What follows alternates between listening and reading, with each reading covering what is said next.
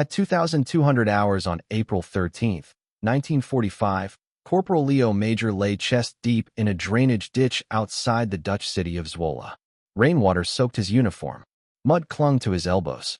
200 yards ahead, across an open field and barbed wire, German sentries moved between lamppost shadows, alert, rifles in hand, unaware that one man was about to turn their world inside out. He was 23 years old, combat veteran. One eye? The other had been blown out by a phosphorus grenade in Normandy. He refused evacuation, kept fighting. Sniper, scout, saboteur. Now he was here, assigned a reconnaissance mission that every officer in his regiment considered suicide. Zwolle was occupied by approximately 90 German soldiers, dug in and ready. Intelligence said they'd fortified the inner city with machine gun nests, mortars, and fallback points. 50,000 Dutch civilians lived under German control. The Canadian First Army's plan was simple: level the city at dawn, shell it with artillery, reduce the enemy, and anything in the way, to rubble. Major had different orders. He'd been told to slip in, scout the German defenses, and report back before first light. Let the artillery do the rest. No heroics, no contact, just eyes on the target and a silent retreat. But Leo Major didn't follow that kind of order. And when his spotter and closest friend, Private Willie Arsenault, took 8 rounds from an MG-42 in the church tower at 2,215 hours, all restraint vanished. Arsenault had been checking his compass. The burst hit him mid-turn. He never had a chance. Major crawled to his side, knelt beside his body in the wet grass, and stayed there for 30 silent seconds. Arsenault was 20 years old, from Montreal, engaged to a girl named Marie who packed shells in a munitions plant. The wedding was supposed to be in June. At that moment, Major made a decision. He wasn't going to observe. He wasn't going to wait. He wasn't going to let Canadian artillery turn 50,000 civilians into collateral damage. He was going to take the city himself. Alone. One man. One rifle. One eye. Against an entire German garrison. And somehow, by dawn, Zwolle would be free. A phosphorus grenade had exploded inches from Leo Major's face at the Battle of the Scheldt. The white-hot burst tore through his right eye, scorched his cheek, melted skin into uniform. Medics dragged him out of the mud and smoke, patched what they could, sent him to field hospital for evacuation. He refused. Flat out. Told the surgeons, "You only need one eye to shoot Nazis." They called him crazy. He called it war. They handed him a fresh rifle, and he went back to the front. Now, 8 months later, he was alone on the edge of Zwolle, Holland, armed with a Sten gun, for grenades, one knife, one eye, and a plan no sane man would attempt. Walk straight into a fortified city. Shoot first. Loud. Fast. Unpredictable. Make the Germans think a full Canadian battalion was storming the streets. If he moved fast enough, hit hard enough, they'd panic. Maybe even retreat. And if they didn't, if they dug in, then the Canadian artillery would erase the entire city at dawn. He had until sunrise to scare 90 German soldiers out of Zwolle. One man. It made no sense. A suicide mission by every definition of military logic. But Major had learned something across 18 months of blood, mud, and ruined cities. Armies don't fear bullets. They fear chaos. They fear the unknown. If he could make enough noise, sow enough confusion, the Germans might convince themselves they were surrounded. And in the fog of war, fear spreads faster than facts. He double-checked his gear, Sten gun with 32 rounds in the mag, 6 loaded spares on his webbing, for British-made grenades, 1 Sheffield steel combat knife, and boots wet from ditch water. That was it. He gave one last glance at Arsenault's body in the dark. No time for grief. Then he stood, alone, and stepped out into the city. At 2,230 hours, Corporal Leo Major walked into occupied Zwolle and began the single most audacious one-man operation of World War II. The streets were silent.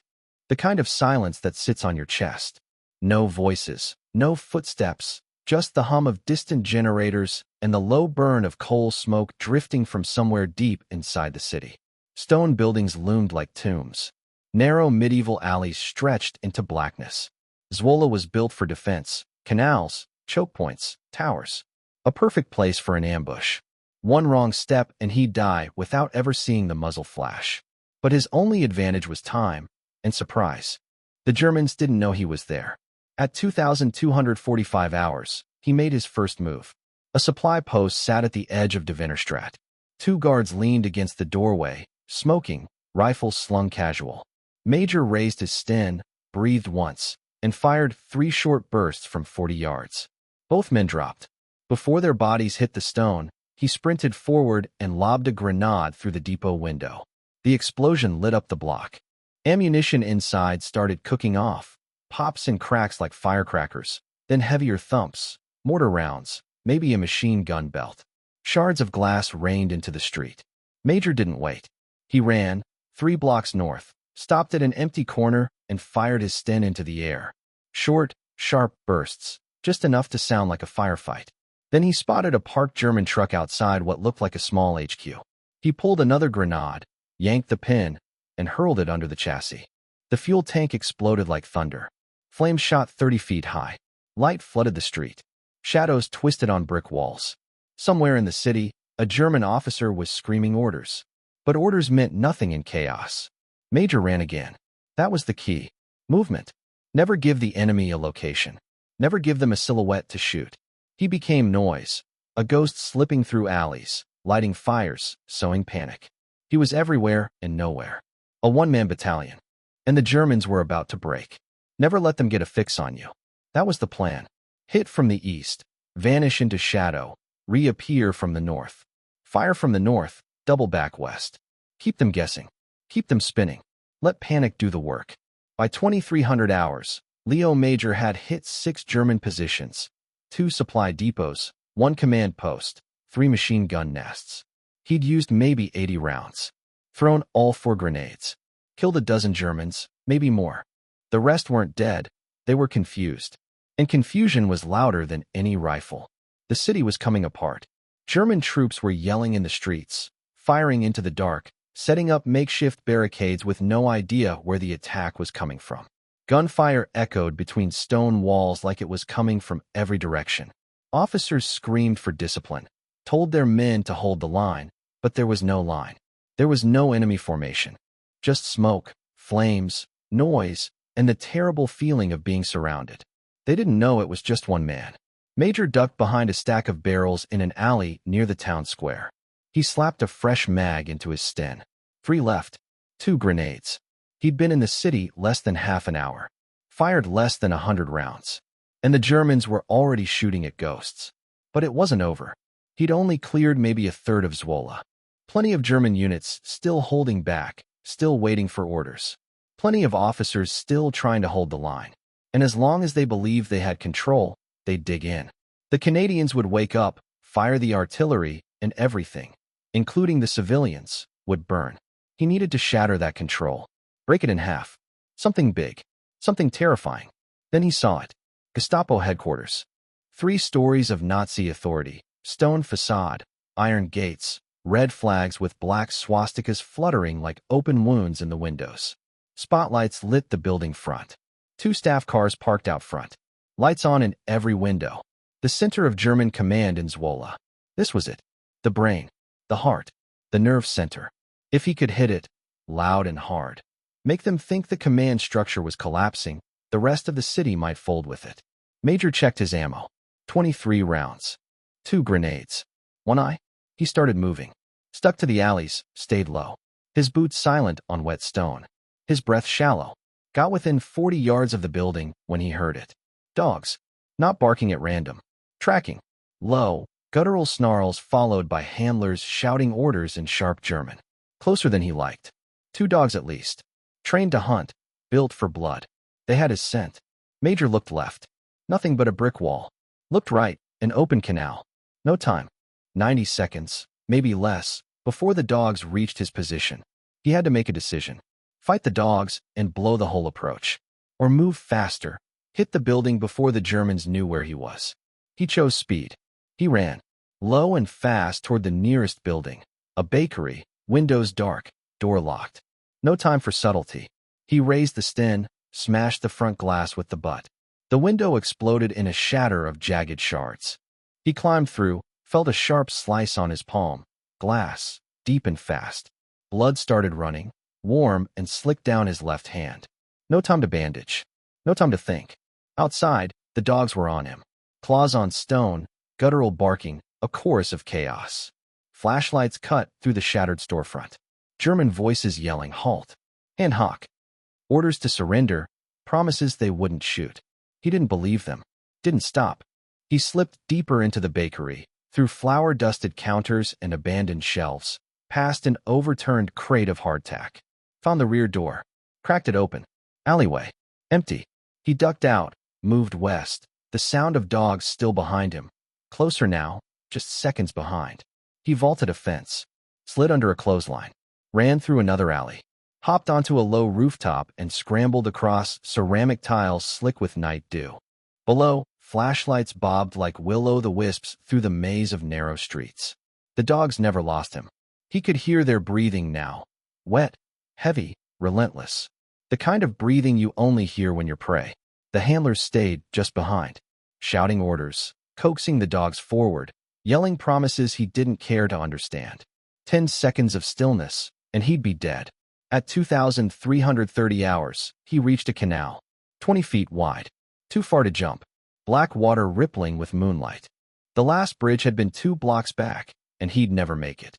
He turned, looked at the water, looked at the dogs, then jumped. Cold like a punch to the soul. The canal swallowed him. Water maybe 8 degrees Celsius, icy enough to shock the air from his lungs. His boots dragged. His pack tried to drown him. His uniform soaked through in seconds. The Sten gun submerged. His grenades, useless now, filled with water. He surfaced, gasped, swam hard. The dogs stopped at the edge, barking in fury. German shepherds don't like cold water. They won't jump unless ordered. The handlers arrived seconds later, raised rifles, fired into the black. They missed. Major pulled himself out on the far bank, soaked, shivering, bleeding, alive. Rolled onto his side, sucked air between clenched teeth. His chest ached. His muscles cramped from cold. His left hand throbbed, blood dripping from a jagged gash. The Sten lay across his chest, waterlogged, maybe dead. He checked his watch. 2,340 hours. 70 minutes in the city. 8 German positions attacked. A patrol pulled off their posts. Dozens of soldiers chasing a ghost. But now the ghost had a problem. He sat up, pulled the Sten's mag, racked the bolt. Water streamed out of the chamber. The spring felt soft. The action sluggish. Grenades, soggy canvas, and wet powder. Likely worthless. If the Sten didn't fire. He was alone. In enemy territory. With no weapon. No backup. No way out. He had 5 seconds to make a decision. Sit here and freeze. Or get back up and finish what he started. He rose. One eye, one plan, no guarantee the rifle would shoot. But the city wasn't liberated yet. And Leo Major wasn't done. Major squeezed water from the Sten's magazine, reloaded, chambered a round, pointed the barrel at the ground, pulled the trigger. Click. No fire. No recoil. Just a dead rifle. The firing pin was soaked. Or the round was wet. Or the action jammed. It didn't matter why. The Sten was finished. A dead weight in his hands. 23 rounds that wouldn't fire. 2 grenades soaked to uselessness. 1 knife. 1 eye. And 70 German soldiers who now knew someone was inside Zwolle raising hell. At 23:55 hours on April 13, 1945, Corporal Leo Major stood in the middle of an enemy-occupied city, drenched to the skin, unarmed, and still committed to finishing his mission. The Gestapo headquarters was just 6 blocks away. Artillery would fall in 5 hours. He had to make them retreat before then. He needed a weapon, and he knew where to get one. The German patrol he'd led on the chase still had guns. He just had to take one. He circled back toward the canal, wet boots squelching on cobbled streets, breath fogging in the night air. The cold was worse now. His hands were starting to numb. His left palm still bleeding from the bakery window. If he didn't move fast, hypothermia would kill him before the Germans could. Midnight, April 14th. He spotted them. 3 German soldiers, rifles slung, flashlights off, moving slowly, sweeping the darkness, searching. They were part of the patrol. Probably thought he'd drowned. They were wrong. Major crouched behind a low stone wall, body pressed into the cold, wet earth. Waited. Watched. 20 yards. 15. 10. When the first soldier passed him, Major exploded. Came up fast behind the man, left arm around his throat, ripped him backward into the shadows. The soldier gurgled, clawed at Major's arm, dropped his rifle. Major didn't let go. He squeezed until the fight drained out of the man, then lowered him to the ground. Unconscious, maybe dead. He didn't check. The other two turned, heard the scuffle, spun with rifles raised. Major was already moving. He scooped the dropped rifle, a Karabiner 98K, German standard issue. 5-round bolt action. Familiar. He'd fired them before. Worked the bolt. Aimed. Fired. The muzzle cracked like thunder. The second soldier dropped. The third returned fire. The bullet slammed into the wall 6 inches from Major's head. Stone shrapnel slashed his face. Blood ran down his cheek. Bolt. Aim. Fire. Mississippi. The German ran. Major let him go. He had what he needed. A working rifle. 4 rounds left in the mag. He checked the fallen man's pouches, found 3 stripper clips. 15 rounds. Enough. From the unconscious soldier's belt, he took 2 Model 24 steel grenade stick grenades, the infamous potato mashers. 7-second fuses. Simple triggers. He knew how they worked. He'd used captured ones before, in Normandy, in Cannes, in the Scheldt. Now he was armed. Again. At 0:15 hours, Leo Major re-entered the war. He moved fast, hunched low, keeping to alleys and doorways, heading straight for the Gestapo headquarters, the nerve center of German command in Zwolle. 3 stories. Nazi flags still hanging. Lights glowing in every window. Major could see silhouettes of officers moving inside, clustered around maps, gesturing, arguing, trying to figure out how many Canadian soldiers were in the city. They had no idea it was still just one, and he was coming for them. Major approached the Gestapo headquarters from the south. Sticking to the shadows, his wet boots silent on cobblestones, he crept through the darkened street toward the Nazi command center. The building loomed ahead, 3 stories of stone and glass, flags still hanging, lights in the windows, and 4 guards posted outside. 2 in front, 2 at the rear. All of them tense, rifles clutched, scanning the night, expecting an attack. Major gave them one. He pulled the first Model 24 grenade from his belt, unscrewed the cap, yanked the cord. 7 seconds. He lobbed it toward the front entrance. The blast tore the front guards apart. A roar of shrapnel and smoke. Before it cleared, he threw the second grenade through a lit first-floor window. Glass shattered. The explosion rocked the entire building. Someone inside screamed. Then Major opened fire. He raised the Karabiner 98, worked the bolt. Bang, bang, bang. He shot out every lit window one by one. 5 rounds. Reload. 5 more. Reload again. The windows burst into shards. The lights inside flickered, then went black. Chaos. Inside, officers were yelling in German, shouting for defensive positions, for return fire, but they didn't know who they were fighting or how many. Then came the boots. Major heard them pounding down stairwells, the thunder of panic. A flood of soldiers poured out the front entrance. Maybe 20 men, officers, enlisted, some with rifles, others with just pistols. All running, fleeing. They thought the Canadians were here. Not one man, but a company, maybe more. A full assault. The city lost. Major didn't shoot. He let them go. This wasn't about the kill count. It was about fear, confusion, noise. The kind of panic that turns soldiers into survivors and makes them leave everything behind. 12:30 a.m. Major entered the Gestapo headquarters alone. The building was deserted, except for what the Germans had left behind in their panic. Maps were still spread across tables. Coffee cups half full. Radios crackling. Typewriters mid-sentence. Orders. Documents. Intelligence. Everything. He found a canvas bag under a desk and stuffed it full. Operation plans. Supply manifests. Wehrmacht radio traffic. Classified communiques. Command rosters. Deployment charts. Priceless intelligence. Unbelievable luck. Then he looked around the building one more time and set it on fire. He found a jerry can in the corner, fuel for staff cars. Poured gasoline over the desks, the chairs, the maps. Struck a match. Dropped it. The fire caught instantly. Wooden beams, old paper, fuel fumes. A perfect storm.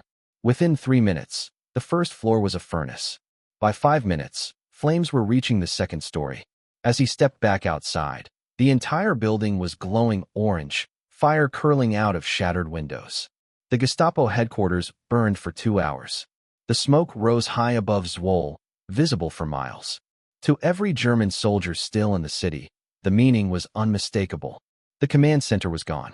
Their officers had fled. The city was falling. Major glanced at his watch. 12:45 a.m. 2 hours and 15 minutes since he entered Zwolle. One man, one rifle, and a city unraveling at its seams. Burned it to the ground. Captured a satchel full of German intelligence documents. Killed or scattered at least 30 enemy troops. But there were still 60 Germans somewhere in the city. And time was running out. Dawn was 4 hours away. If the Germans didn't retreat before then, Canadian artillery would begin their bombardment. Standard protocol. Level the city. Leave nothing standing. And 50,000 Dutch civilians would be caught in the firestorm. Major checked his rifle. 10 rounds left. No grenades. But now he had something more dangerous. Momentum. The Germans were already on the edge of panic. He just needed to push harder. Keep the noise going. Keep the illusion alive. Make the enemy believe Zwolle was surrounded, overrun, lost. Then, at 1 a.m., he stopped. A sound cut through the stillness. Voices. Dutch. Not soldiers. Civilians. Soft whispers. Close. Maybe 30 yards ahead. He moved toward the building, quiet, careful. Stopped at the door. Knocked 3 times. Pause. Then 2 more. A resistance signal. He'd learned it during the Scheldt campaign, from Dutch underground fighters. A code knock. One that said, "Friend." The door creaked open. An old man stood in the doorway. Maybe 60. White hair, hollow cheeks, bones sharp under his skin. He looked at Major, soaked uniform, German rifle, black eye patch, and said, "You are Canadian?" Major nodded. "You are, alone?" Another nod. The man stared for another second, then opened the door wider. He pulled Major inside, closed the door behind them, and led him down a flight of stairs into the basement. 30 people. Families. Old women. Children. Packed into a cellar lit by one oil lantern. Some sleeping. Some praying. All of them terrified. Waiting for the artillery they knew was coming. Waiting to die. A woman stepped forward, 40, maybe. Strong eyes, tired face. She spoke English. Better than the old man. "How many soldiers are with you?" Major said. "Just me." The room went still. Completely still. Someone exhaled sharply. A woman covered her mouth. A child whispered in Dutch. The mother hushed him. The English-speaking woman stared at Major like he was mad. One man? All this noise, the gunfire, the explosions, the fire, that was all you? Major nodded. "The Germans think there's hundreds of you," she said. "Good." She turned and translated for the others. The room erupted. Half disbelief, half amazement. People arguing. Some laughing in shock. Some weeping openly. Some looking at Major like he was a ghost. Or a myth. Or a lunatic. Maybe all 3. Major didn't have time for celebration or disbelief. Where are the Germans? The ones still here? The woman didn't hesitate. She reached behind a shelf, pulled out a hand-drawn map. The Dutch resistance had been tracking German positions for weeks. She laid the map on a crate. Candlelight flickering over rough pencil lines. 3 main positions, she said. She pointed. Here, a machine gun nest behind the post office. Here, supply depot in the old brewery. Here, barracks in the schoolhouse on the West Canal. Major studied the map. 3 positions. 3 chances to make the rest of the Germans break. He was going to hit them all. Before sunrise. A barracks on the western edge. A motor pool near the train station. A machine gun position guarding the main bridge. How many Germans? Major asked. The woman scanned her hand-drawn map. Maybe 20 at the barracks. 10 at the motor pool. 5 at the bridge. She looked up. 35 soldiers. Maybe 40, if you count the stragglers. The rest were dead, fled, or hiding. Major nodded. Studied the map. The barracks was closest, just 2 blocks west. If he could hit it fast, hit it loud, make it look like the end was already here. The rest might break, might scatter, might give up, and Zwolle might survive the morning. The woman reached out, grabbed his arm. "You cannot do this alone. It's suicide." Major looked at her. "I've been doing it alone for 2 hours," he said. "Why stop now?" He left the basement and climbed the stairs to the street. 30 civilians watched him go. Some crying, some whispering prayers. All of them knowing their lives were now tied to a single, half-blind Canadian corporal who refused to quit. 1:20 a.m. Major reached the barracks. A converted schoolhouse. 3 stories. Windows boarded up. Sandbags at the front. 2 guards outside with rifles. Shadows moving behind the curtains inside. Germans packing up, preparing to evacuate. They felt it coming. They just didn't know if they should run or fight. Major made that choice for them. He didn't sneak. Didn't crawl. Didn't hide. He walked straight at the front door. Bold. Silent. Unafraid. Like he owned the city. Like he had an entire division behind him. Like the war was already over. The guards spotted him. Halt. They raised their rifles. Shouted again. Stoge. Halt. Major raised his carbine. Shot the first guard in the chest. Worked the bolt. Shot the second in the face. Both dropped. Major didn't stop. He kicked in the front door. Inside, 18 German soldiers. Frozen. Mid-pack. Half in uniform. Some holding rifles. Some holding coffee. All of them staring. For 3 seconds, silence. Then chaos. A weapon came up. A German shouted. Major Dove left as gunfire shredded the air. Bullets chewed the wall where he'd just stood. Plaster exploded. Major hit the ground, rolled behind a wooden desk. Fired twice, blind shots over the top, just to make them duck. 8 rounds left. The room was panic. Soldiers diving for cover. Officers screaming. Men scrambling for weapons. Some tried to run. Some tried to fight. None of them knew how many attackers were inside. Major moved. He slipped behind a metal filing cabinet. Fired 3 more rounds. 2 Germans went down. 1 screamed. The other just dropped. 5 rounds left. Then, movement to the right. A German soldier, close. 8 feet. Rifle up. Finger on the trigger. Major couldn't reload in time. He threw the carbine. It hit the German square in the chest. Knocked him back. Major was on him in 2 steps. Pulled his knife. Drove it into the man's throat. The soldier gurgled. Dropped his weapon. Died without a word. Major pulled the rifle from the man's hands. Another carabiner 98. Loaded. The fight wasn't over. But he was still in it. Major picked up the dead soldier's rifle. A different carabiner 98. Loaded. He racked the bolt. Checked the chamber. 5 rounds. Then he raised it and fired 3 quick shots into the ceiling. Plaster exploded. Dust filled the air. German soldiers started coughing. Shouting. Choking on powdered stone. They couldn't see. They couldn't breathe. Major moved through the smoke like a ghost. He slipped toward the rear exit, raised the rifle again, fired his last 2 rounds at shapes moving in the haze, then burst into the alley behind the barracks and ran. Behind him, the German garrison collapsed. Complete chaos.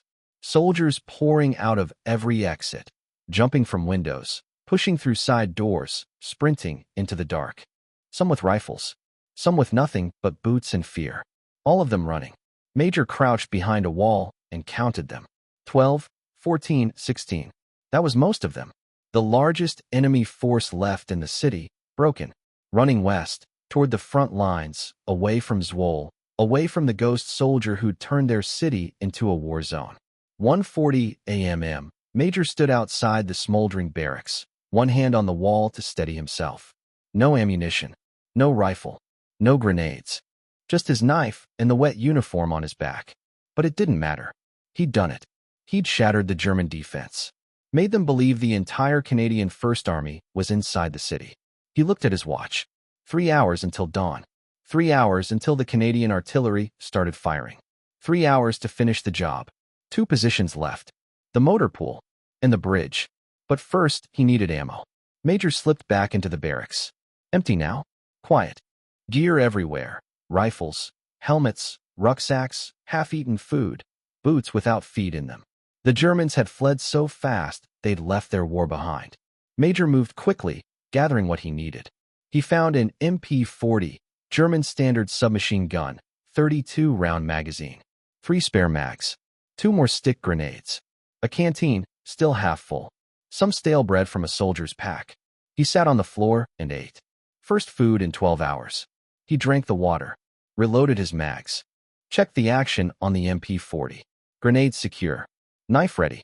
His hands didn't shake. Not from adrenaline. Not from exhaustion. Just cold, steady focus. He stood. 2 a.m. 2 hours left. Major moved through Zwolle's empty streets. Quieter now. The gunfire had faded. No more shouting. No more boots pounding pavement, just the distant crackling of fires. And the wind. The city was starting to understand. The Germans were leaving. The bombardment wouldn't come. Liberation was walking their streets with one eye and a stolen rifle. But it wasn't over yet. The motor pool still held Germans. The bridge was still covered by machine guns. All it would take was one counterattack and the Canadians would shell the city flat. Major wasn't going to let that happen. 2:15 a.m.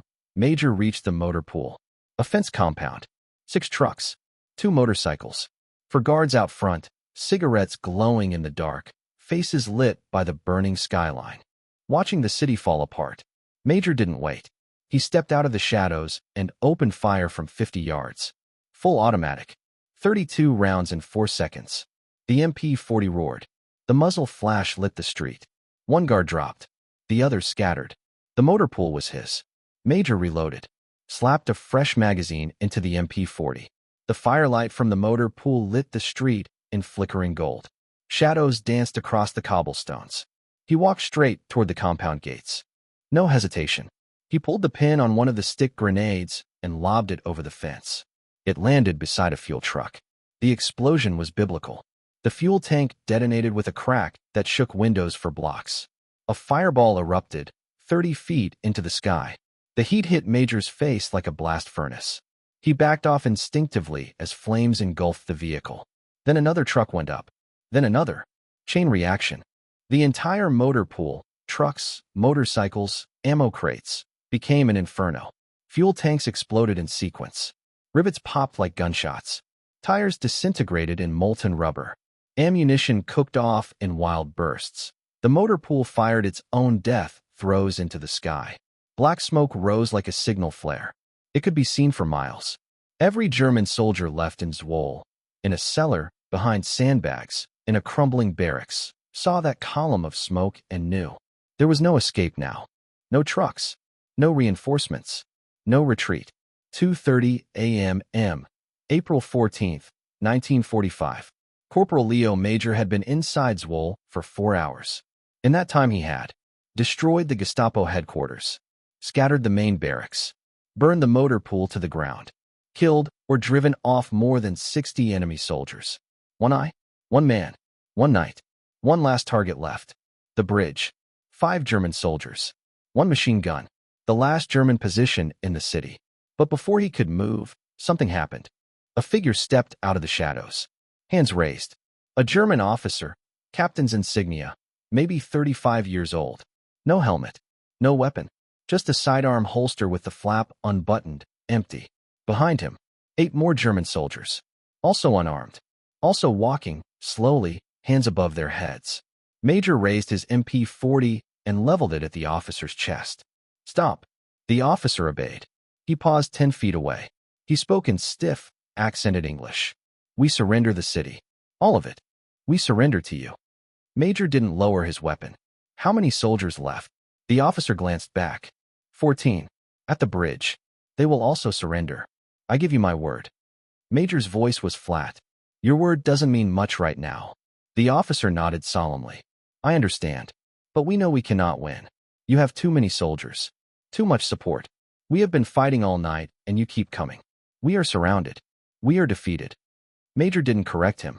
Didn't explain that the only soldier in Zwolle was him. That every shot, every explosion, every fire had come from one half-blind corporal who refused to let civilians be shelled in their sleep. Let them believe it was an army. Let them surrender with dignity, not despair. Take me to the bridge, Major said. The German captain led the way. His men followed behind him. Major walked at the rear, MP-40 still up, scanning every corner, every rooftop, every alley. One eye, 10,000 calculations. Was this real? A trap? He didn't relax. But the city was quiet now. No more gunfire. No more shouting. No more boots slamming into stone. Only the echo of footsteps and the far-off hiss of the burning motor pool. They reached the bridge at 2:50 a.m., stone arch over dark water. 1 machine gun nest on the near side. 5 soldiers waiting in silence, their rifles stacked against the wall. As soon as they saw the captain, they stood, saluted, raised their hands. No words, just surrender. The last German soldiers were waiting at the bridge. 14 men, standing in loose formation, rifles stacked against the parapet, hands at their sides, tired, young, scared, most of them younger than Leo Major. The German officer turned to him and spoke quietly. As I promised, they surrender. All of them. The city is yours. Major looked each man over. These weren't the SS. These weren't fanatics. They were just soldiers, drafted boys from a collapsing army. They'd been told to hold Zwolle, to die if necessary. Now, they stood under burning skies, surrendering to a man they thought was backed by an entire Canadian division. They had no idea they were looking at one man with one eye and one empty magazine. Major lowered his weapon. Walk west, he said. All of you. Don't stop. Don't look back. If I see any of you in this city after sunrise, I'll shoot you. The German officer nodded. He turned to his men, gave a brief order in clipped German. The group formed up and began walking west, toward the last shattered fragments of the Wehrmacht. Away from Zwolle, Major stood at the edge of the bridge and counted them.